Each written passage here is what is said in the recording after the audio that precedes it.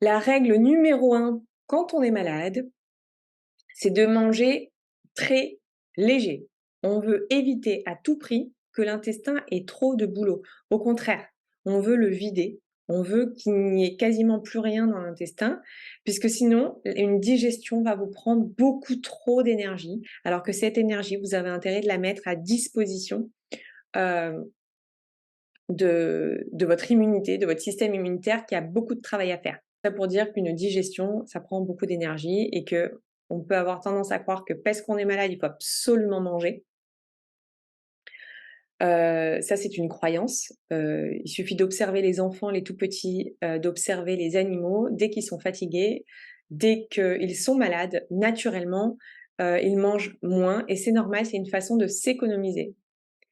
Après, en grandissant, on est un peu plus conditionné par certaines croyances et on se force parfois même à manger alors qu'en fait, c'est pas du tout une bonne idée. Donc même chez les enfants, laissez-les, ne forcez pas. Par contre, il faut bien s'hydrater et c'est pour ça que les bouillons, les jus de légumes, les soupes, c'est une bonne idée parce que c'est une façon de s'hydrater tout en s'apportant quand même un petit quelque chose, mais qui va pas nécessiter trop d'efforts et des digestions trop longues.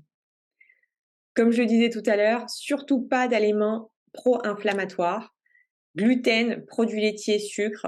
Faut vraiment, vraiment éviter parce que alors là, ça va faire durer d'autant plus la maladie, accentuer les symptômes et vous fatiguer.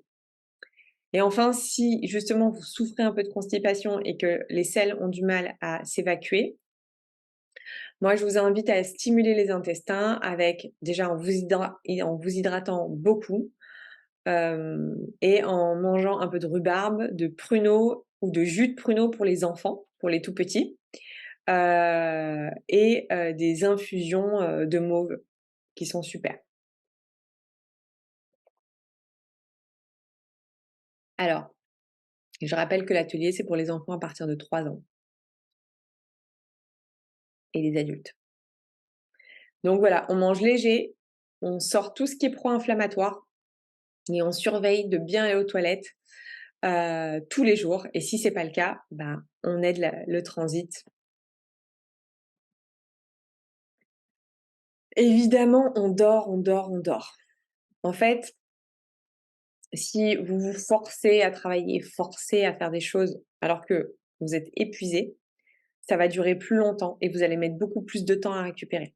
Alors bien sûr, il peut arriver que, c'est mon cas, on est malade, on doit s'occuper, de l'enfant qui lui-même est malade, on n'a pas spécialement de relais à ce moment-là.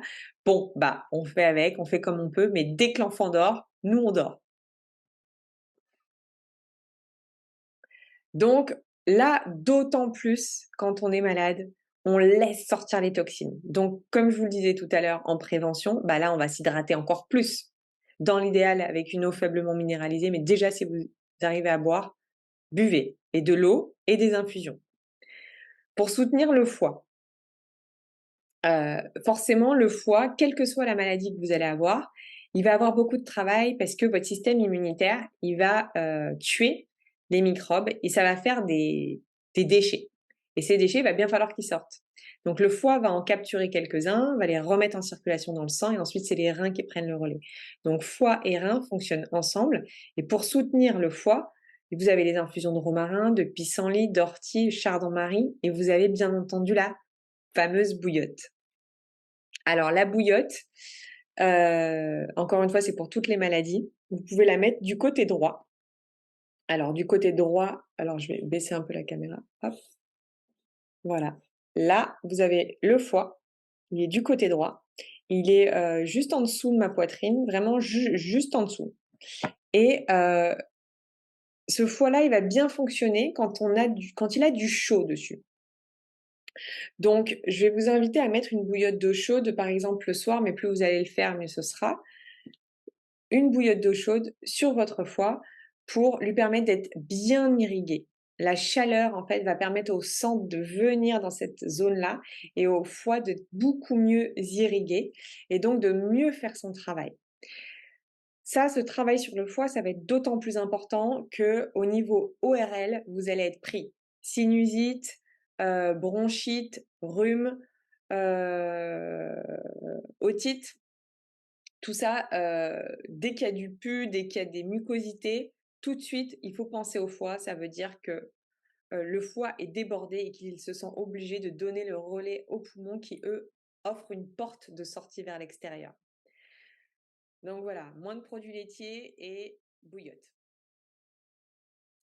Et de sucre aussi d'ailleurs.